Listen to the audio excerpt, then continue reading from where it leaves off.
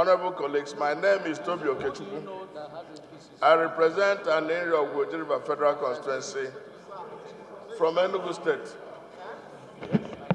Mr. Speaker, a major ingredient of any legislation is what mischief the law intends to cure. What mischief is this amendment of the Constitution meant to cure? And as our aspirations as Nigerians is to create a more perfect union. And the institutions that will enable us have a more perfect union are three: the executive, the judiciary, and the legislature. If by any way or manner any of the institutions is compromised or could be blackmailed, then the union cannot be perfect. Mr. Speaker, honorable colleagues, you know, in Africa generally, we are known to have strong men, strong presidents, who can ordinarily initiate, blackmail any institution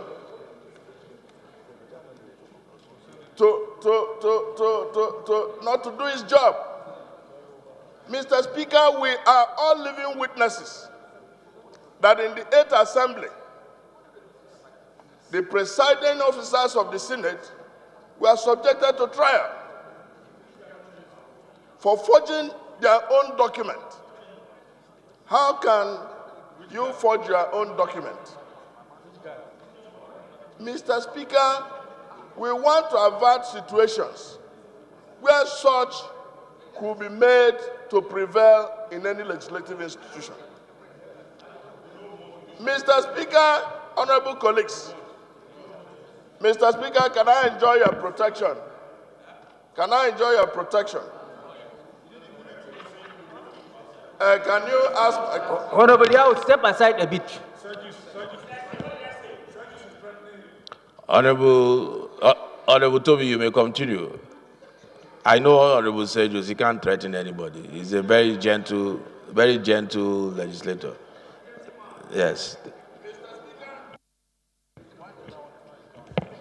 We must be clear.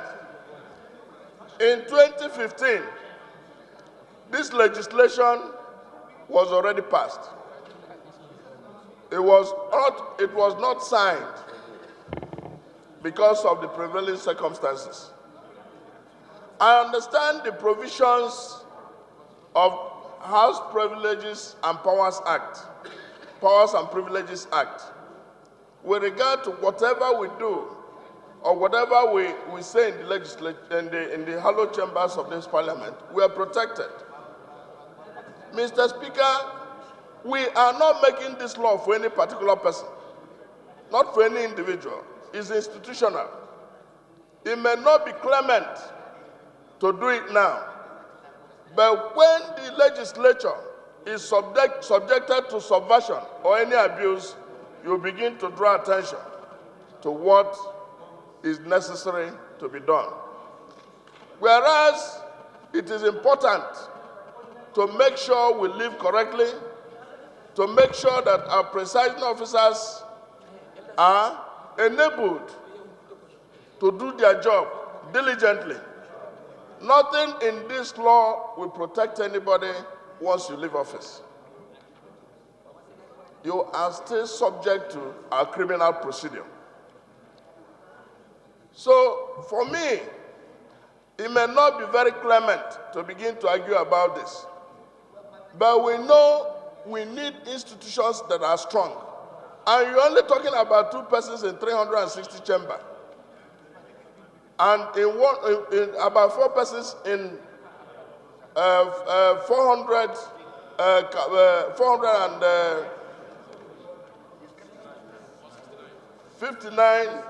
69 legislators.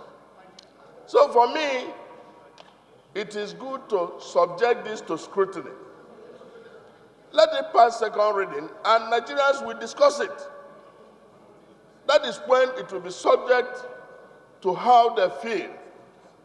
But anybody who thinks that the legislature should not be sufficiently enabled to do its job without fear or favor, it is completely necessary, especially when you can juxtapose it with the African situation where you have very strong presidents, where people are prone to dictatorship or to elements associated with it. That is why this would be necessary, that the legislature should not only be independent, it should be seen to be independent. But most importantly, it is subjected to scrutiny by Nigerians. It should pass second reading. Let us debate it. Let it go to the public domain. And if not for enlightened self-interest, I do not think that this law will even come into place before we leave Parliament or even the President. But what we are looking at, you are making law for the office, not for any individual.